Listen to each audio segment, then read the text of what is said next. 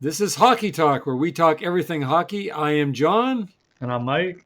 All right, Mike, let's go. Now, our first topic for this evening is well, I have a little bone to pick with good old Craig Button from TSN. Yes, we've butted heads a little bit before. I just don't understand. He's one of those analysts that come on TSN, gives his opinion. That's fine. Like you told me before, Mike, yeah, sometimes he might say controversial things to get clicks, and I get it. But here's Craig, and he's talking about they wanted him to come up with a scenario for the playoffs from this season. And he is saying that for the 24-25 season this year, he is saying that 15 of the 16 teams that made the playoffs last year are going to make it again this year. The only one that he changed was Washington. He kicked them out and put New Jersey in. Now, Mike, I don't know. There's 32 teams in the league, and I find it really hard to believe that 15 of the 16 same teams are going to make the playoffs this year. What do you think, Mike? Am I just nuts or what? Well, I don't think he's that far off, so maybe you are a little bit nuts. Um, Maybe. Now, for me, I think LA is a team that's going to miss the playoffs. Okay. I don't think they're going to make it, and I think Utah's the team that's going to get in there. And I think we talked about this a little bit last time. Yes, we did. Yeah. Um, as far as the East goes, Washington and or the Islanders, I think, are the teams that are going to miss the playoffs. Um, One of those two for sure, I think, because I think New Jersey does get in, and I think that Buffalo will at least challenge the other team, whether it's the Islanders or it's Washington. I also think Ottawa should put up a battle for that wild card spot. So, I mean, in the East, I think out of if any of the teams that were in last year that missed, it's going to be the Islanders or the Capitals, maybe both. Um, Capitals did make some good moves in the offseason They did. to try to keep themselves in. So I mean, we'll see. But I do think New Jersey gets in, and one of those two teams is going to be the odd man out. I think so. Okay. What about the Vegas Knights? Now, I'm a big Vegas Knights fan. I've got the Vegas Knights hat. I've watched games in Vegas. I really enjoy the team. I think they're a good team. But hey, they're a year older. They have a lot of injuries. It seems like every year their top guys get injured. They just barely squeaked in last year. Could they maybe lose their spot this year? I don't think so. I think that the team is strong enough on the top two lines that, and they've got a good checking line. The defense is great. The goaltending, that's the only area of concern. But Hill's played pretty good for them. Who knows what Samsonov's going to do there? I think he's an adequate backup. So I mean, I don't think Vegas is the team that's gonna get knocked out. I mean, I'm not sure if you've seen the game last night, but they were I did. I saw all the over score. Yeah. Colorado. So Yeah, I saw it. that's and I mean, Eichel looked like he really stepped his game up. Stone played well. Barbashev played really well. The defense was good. So and I mean, Colorado is a high scoring team, and I mean, they got three of the goals from Rantanen, who's one of their top guys, and so I don't see Vegas missing out. I think they're in almost guaranteed. Okay, well, one other thing, or two other things, I guess, with Mr. Button. He also said that the Devils could win their division. And he said that Possibly. the Oilers' defense wasn't good enough right now to win the cup, and they would have to make some trades or make some changes in order to win the cup. I don't know. Saying that about the Oilers, who was one goal away from sending it to overtime in Game 7 of the Stanley Cup Final. I mean, Well, what do you think? Is I Button mean, better than I am? What's going on here, Mike? well, I do think New Jersey is definitely a team that could contend to win that division. Although, like I had said before, I think that's the Rangers' division to win. But I think New Jersey and Carolina are both going to be in contention for it. So, it's possible. I mean, they got off to a great start. They're up, they're 2-0 on the season. So, um, the goaltending's much better. So, as far as the uh, the Oilers, I do think that they need another defenseman as well. I mean, they lost CC, they lost Broberg. Um, I think they could use another really good shutdown guy or a two-way guy. I don't think they need another high-end offensive guy. I mean, they've got Bouchard for that. Ekholm, he can fill in a little bit of the offense. So I do think that come trade deadline, that when they do look to improve, it's going to be on the defense. So their forwards, I think, are going to be good enough. Although, I say that and kind of crapped out last night pretty badly. So Well, it's only we one shall see. game. All right. Well, okay. So Mr. Button 3, John 0. All right. Well, maybe I'll get him next time. All right. Well, let's go on to our second topic because that first topic didn't go very well for me at all. Now I'm going to go back to the TSN again here. There is a bit of a theme here in the first couple of questions. They had a panel with 5 people giving their opinions. Yes, that's right. 5 people on at the same time. TSN likes to do that. All these shows love to do that. It was said that Jake Guentzel would fill the role nicely for Tampa now that Steven Stamkos was gone to Nashville. It was basically just a swap. You're switching one player with another. There's not going to be any letdown. They're both the same. Now, I just got a few stats here quick to rattle off. Stamkos had 40 goals, 81 points last year. Guentzel had 30 goals and 77 points last year. And Guentzel is 4 years younger, Mike. Stamkos is 34, Guentzel's 30. Mike, what do you say? Is Guentzel going to be equal to what Stamkos would do? I don't think you're going to see a big difference between the two as far as the numbers that they put up last year. I think they're going to be very, very similar. Like Gensel's numbers will be very similar to what Stamkos put up last year. The thing that I find that might be, a little bit of a difference is the leadership in the dressing room. I think, Stamkos has been there his whole career. So I think they're going to lose a little bit when it comes to that. I mean, Gensel's a good player, don't get me wrong. But to lose a guy that's been there his whole career, they're going to feel that, I think. So that's going to be the big difference I find in that team is that. Well, I'll tell you, when I first come up with this question, I thought, oh, it's Stamkos. He's better, hands down. And I looked at the stats, and it's not really that much of a difference. And Tampa's getting a guy that is 4 years younger, which is nice. 30 compared to 34. Although Stamkos, he's declining. I would say. I believe the year before he had 84 points, so he went from 84 to 81. I mean, it's pretty much a similar season, really. Yeah. But he is 34. I mean, he's going to start to decline here at some point. So, but maybe the better question would have been: is Stamkos going to help Nashville tremendously? Because I think that's Absolutely. probably more the what's really going to happen. So, Absolutely, he's going to help Nashville. Bringing in him and Marchessault and yeah, Brady that's right, Shea. Marcia. So, yeah, I mean, Nashville didn't really lose any key players in the offseason this year, but they brought in guys that are key players. So, Nashville's going to be, and I mean, they made the playoffs last year. I mean, I know they squeaked in there towards the end. However, this year it's pretty much a no doubter that they're going to be in the playoffs this year. They'll be right, right. 3 of their division. So, yeah, so the impact that Stamkos is going to have in Nashville is going to be, really help that team out to get a veteran like that that's won Stanley Cups, still productive. And that's the key thing. Like a lot of teams, they bring in guys, in the off season that are they're more fringe players. You don't really see the big name guys move around that much from like Stanley Cup winning teams, especially guys that have been with the same team for as long as he's been there. So, you Right. don't see that often. And to have a guy that's still, almost a point a game or is a point a game, move to a different team, it's going to be great for Nashville.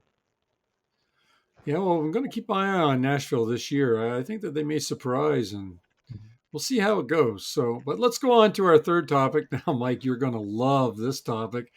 I was reading an article from the Daily Face Off, and they talk lots of hockey talk there. So I go on there occasionally and read what's going on. And of course, I was reading an article where they were going through their top 25 prospects, young players in the NHL this year. And of course, number one on their list was dun, dun, dun, dun, Matvei Michkov from, of course, your Philadelphia Flyers. Now, Mishkov truly, now this is a quote from the article. It said, Michkov truly feels like the oldest 19-year-old in the NHL history. Michkov is so skilled and dangerous and is already looking good in his early days of the franchise. Mike, why did you pick Michkov to be Rookie of the Year? It seems like the Daily Faceoff is agreeing with you, although they did list 24 other players. They did list him first. Right. It's actually just read that article myself there just a couple days ago, but and I mean they're pretty much bang on. Like, it almost feels like Michkov was drafted so long ago when it was only not last year. Um, if you've watched any of the Flyers preseason games, I know I kind of touched up on this already. He's their best player. He's their most creative player. He's probably going to lead the team in points this year. The only one that'll give him any competition as far as points go would be Travis Konechny. But he's looked well on the line with Morgan Frost, who's been a centerman. They've seemed to get some good chemistry going. It's going to be great for Morgan Frost because I think he's going to take his game to the next level playing with Michkov. I was going to ask you that. Yeah. Yeah, so I don't see. I mean, I've seen some of these guys play already, like in the preseason games and that sort of thing, but nobody has stood out on a team as a rookie so far this year any better than Michkov has. So I got a ton of confidence in him. Tortorella seems to like him. So I mean, I think I don't think the Flyers are going to be a playoff team.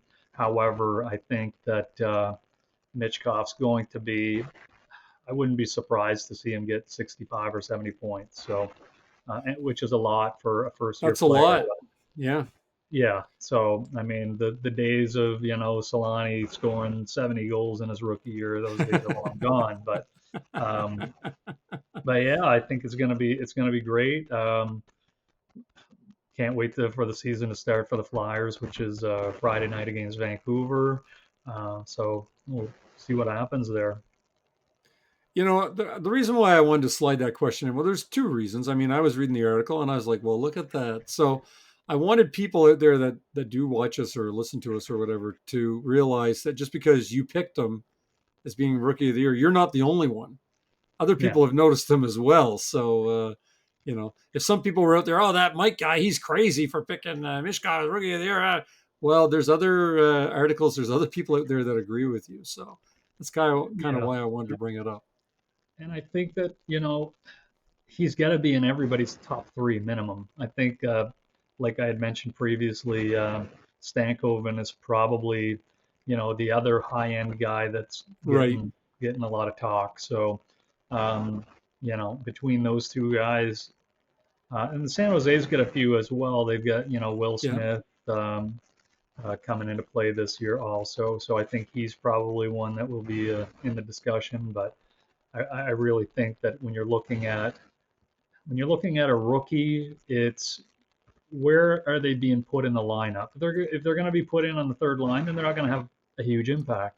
That's Um, right. but Michkov's going to be their top guy, and like as we talked about Stankoven a little bit, he's going to be on one of the top two lines of Dallas, and they're a talented team, so they're definitely going to he's definitely going to get points there. Will Smith in San Jose, team's not that good. However, he's one of the top guys there going in as well. So I think he'll be also productive there. Okay. All right. Well, let's go on to the fourth topic. Now, Mike, I was able to watch the first period of the Utah and Chicago game the other night, and Utah won 5-2. They scored the first goal. And what I witnessed, it looked like they were doing really well. They had nice jerseys, a nice crowd. It was loud. It was looking good. Do you think that the Utah Hockey Club that they're going to keep these crowds all year? And you already said you think that they can make the playoffs. Do you think that they're just going to squeak in? Could they make some more noise? Maybe bumping up a little bit higher in the standings. What do you think? I do think they're going to definitely have the crowd, and which is going to be huge for them because I mean When's the that last time team. they had the crowd, Mike? I can't remember the last time. Like last year, they were in that small arena, so they Oh, it had was nothing there awful. then. And prior to Awful. that, their attendance was one of the lowest, if not the lowest. So the crowd's going to make a big difference for that team, I find. It's going to probably get the players a little bit more pumped up to play. Um, like I said, I think they're the team that's going to get into the playoffs in the West and knock out the Kings. How high up they're going to go, it's a good question. Seattle surprised a few years back, They and did. you know, the difference between those two teams is Utah has players that have been in the league already for a lot longer than playing together, more so playing together than what Seattle had. So it's going to make a big difference, and they've got some really good young players there. So a lot of those guys, I think, are going to have some great seasons. So I really think that Utah is going to be in the playoffs this year. I'd be surprised if they weren't. I really like the color of their jersey. Even though there's no actual logo on it, I thought it was quite sharp. I really liked it. So, Yeah. all right, well, let's go on to the fifth topic. And Mike, has anyone surprised you this early in the season? I know the season just started, but has anybody, done something you said, wow, that's pretty impressive, or oh my God, I can't believe that horrible thing happened? If we want to talk some teams that are surprising, the goals that the Leafs and the Oilers have put up so far this year is a little Oh, yeah. surprising. The big zero, the Was big goose egg. was not expecting that whatsoever. Montreal getting a shutout first game, surprising. Winnipeg as well. Also, Calgary coming back and winning that game after they were down 4-1. Like I think that really, kind of exposes the weakness that Vancouver has in nets, and with Demkov's injuries up in the air, and them not really given a time frame, Did I having hear to rely. something about 4 to 6 weeks? Well, I think it's tough to say. I haven't really heard a lot. It's all kind of speculation, but I don't know. I mean, Seelovs did have a good run last year in the playoffs, but boy, he's giving up six last night, and they had to bring in Lankinen as the backup, and I mean he's been a backup his whole career, so it's going to be it might be a little tough in Vancouver this year. So I mean they better hope that Demko can get back soon. It's kind Um, of like what I. Oh no, go ahead, go ahead. no, and I mean the other part of that is like Calgary, 6 goals. Like where did that come from? They may not do that again the whole year. They may not, to be honest with you. I mean, I don't know where it came from, but I guess they kind of took advantage, and good on them. So, yeah, as far as teams go, as far as surprises, I think those, and I mean, it's one game in or whatnot. So, as far as some players goes, yeah, nothing's really been too surprising as of yet, just because the season's still So super young. early. But Ivan Barbashev had a great game last night, so um, Yes. not super super surprising because I mean I think he's a talented player, but to go out and get 4 points in first game, I mean I wasn't expecting that. So I mean, so that's and Vegas going out and getting 8 goals against Colorado, a little surprising. However, I know that in a couple of hockey pools that I'm in. I talked with some of the guys in the pool, and I'm like, I don't think Georgiev is really the answer there, and I think Colorado may be making a move for a goalie before the season's over, or they've got to rely on maybe Anunen, who's the backup, to step up. But Georgiev did not look good. I mean, uh, I don't think I think he gave up like well, what he gave up 5 goals on 17 shots or something. It was to start off.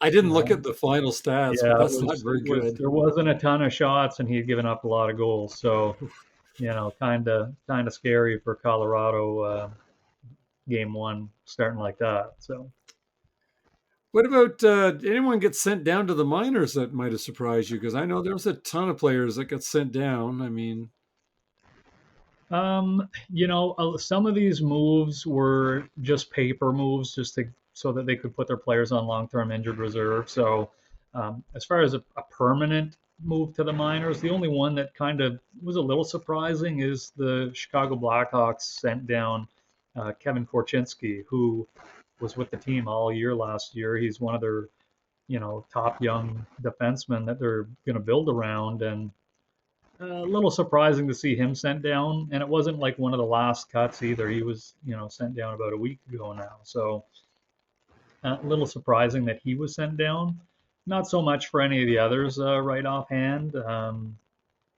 Pretty much what was expected. Most of the younger guys. I mean, there's a few players that were kept up that I'm like, oh, geez, who's this guy? Like, I don't know if you watched the Colorado game last night, but they had a guy named Ivan Ivan. That's his No, name. I did First not name and see it. last name. Never Yeah. heard of it. Well, me neither until last night. But he got sent down today as well. So, um, but yeah, no big surprises as far as player movement yet. So.